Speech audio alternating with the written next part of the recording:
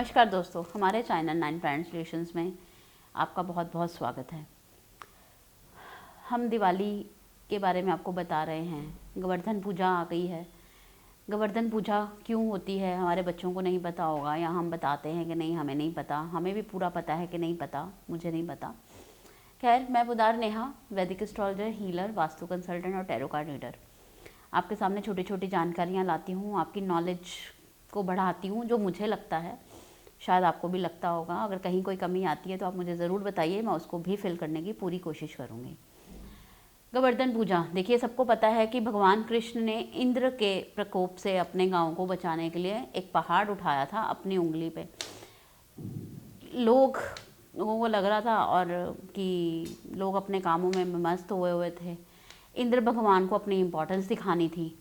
उन्होंने अपनी importance show करने के लिए बारिश कर दी। लोगों के लिए नॉर्मल बारिश में लोगों को फ़र्क नहीं पड़ा। उनको लगा इनको फ़र्क नहीं पड़ा, उन्होंने बारिश का बहुत तेज़ कर दी, ज़रूरत से ज़्यादा तेज़ कर दी। लोगों के घर तहस नहस होने लग गए। तो मतलब भगवान कृष्ण को गुस्सा आया, क्योंकि इंद्र भगवान में अहंकार आ गया था। अगर आप में कोई चीज़ आपके अंदर है तो आप उसको अहंकार मत कीजिए, आप उसका फ़ायदा उठाइए कि ये चीज़ सिर्फ आपके पास है, लेकिन उसका अहंकार आपको कहीं ना कहीं दिक्कत दे ही देता है। भगवान कृष्ण ने चीची उंगली के ऊपर गोवर्धन उठाया और भगवान इंद्र का घमंड तोड़ दिया और उनको बोला, अब तुम जितनी मर्जी बारिश करो, मेरे किसी भी गांव वाले को कुछ नहीं होगा। तो गोवर्धन पूजा का एक महत्व है। गोवर्धन पूजा वाले दिन भगवान इंद्र की, वरुण देव की और अग्नि की पूजा की जाती है। गोवर्धन पूजा वाले दिन विश्वकर्मा डे भी इसको कहते हैं। तो किसी भी तरह का हथियार मतलब औजार यूज़ नहीं होता, इसको करना नहीं चाहिए, अच्छा नहीं होता। हर मिस्त्री मज़दूर की फैक्ट्री सब इस दिन विश्वकर्मा की लोग पूजा करते हैं। गोवर्धन भगवान की पूजा हमें कैसे करनी चाहिए? भगवान गोवर्धन की पूजा कैसे करनी चाहिए? गाय के गोबर से गोवर्धन की आकृति बनानी चाहिए, उसके पास फूल, पेड़ पौधे, बेलें लगानी चाहिए और सेंटर में उनके वहाँ पे भगवान श्री कृष्ण को विराज करना चाहिए कि हमें याद है कि आपने हमारी रक्षा कैसे की थी। इस दिन सुबह हर इंसान को अपनी बॉडी पे पूरा तेल लगा के नहाना चाहिए। घर में ही खाना खाना चाहिए, घर की किचन में खाना बनना चाहिए और हर मेंबर को खाना उसी किचन से खाना चाहिए। कई लोगों के घरों में इस दिन अन्नकूट बनता है, अन्नकूट का प्रसाद बनता है, भोग लगता है, वो खाना चाहिए। दीपक, सुंदर दीपक घी का जलाइए, धूप बत्ती कीजिए, भगवान के आगे प्रार्थना कीजिए कि हे परमात्मा, हे भगवान कृष्ण, जैसे आपने हमारी वरुण देव से रक्षा की थी, आप हमारी हर नेगेटिव एनर्जी से, हर परेशानी से उसी प्रकार से रक्षा कीजिए। एक्चुअली में बेसिकली ये गायों का दिन होता है, गायों को खाना ज़रूर खिलाना चाहिए। गायों का सजाने संवारने का दिन होता है।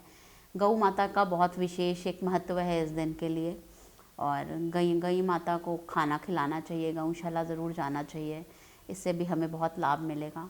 देखिए दोस्तों, हमारी लाइफ में हम यही छोटी छोटी जब चीज़ें करते हैं ना, तो इन्हीं चीज़ों से हमें लाभ मिल जाता है और हमारे बहुत बहुत फ़ायदे हो जाते हैं।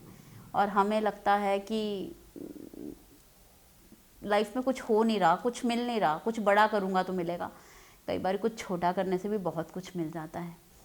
सो भगवान को हमेशा याद रखिए, अपने बच्चों को संस्कारों से जोड़ के रखिए, बच्चों को बताइए कि ये सब कुछ क्यों है। मतलब बच्चों को सिर्फ छुट्टियों में तो इंटरेस्ट होती है, छुट्टियां क्यों हैं उसके बारे में भी बताइए कि जिनसे उनको पता चल सके। गोवर्धन पूजा वाले दिन गाय की विशेष पूजा होती है, गैया मैया का श्रृंगार भी होता है। तो इस दिन को भी मनाइए और गौशाला ज़रूर जाइए, गैया मैया को चारा खिला के आइए। बासी रोटी नहीं, ताज़ी रोटी, ताज़ा आटा गूंथ के ताज़ी रोटी खिला के आइए। अगर आप रोटी नहीं बनाना चाहते हैं, कोई दिक्कत है या कुछ भी है, तो वहीं से चारा लीजिए फ्रेश और वही दे के आइए। कोशिश कीजिए इस दिन गई माता को बासी खाना मत दीजिए। कई लोग रात का खाना दे देते हैं कि गाय खा लेगी, तो ऐसा मत कीजिए, उस दिन मत कीजिए। कम से कम कि वो कहते हैं ना कि दिवाली पे बच्चे नए कपड़े पहनते हैं, तो ऐसे एक दिन गाय माता का है तो उनको भी प्यार दीजिए, उनको भी दुलार दीजिए, क्योंकि वो हम सबको अच्छा पालन पोषण दे रही हैं। दूध आ रहा है, असली घी आ रहा है, हमारी पूजा का घी उनसे ही आ रहा है, इसीलिए हम भगवान को भी प्रसन्न कर सकते हैं। तो आप इन छोटी छोटी बातों से जुड़े रहिए और हमेशा खुशहाल रहिए। बताती हूँ दोबारा से भाई दूज के बारे में अपने अगले वीडियो में। तब तक के लिए मुझे आज्ञा दीजिए। मेरे चैनल को लाइक करने के लिए, शेयर करने के लिए और सब्सक्राइब करने के लिए आपका बहुत बहुत धन्यवाद।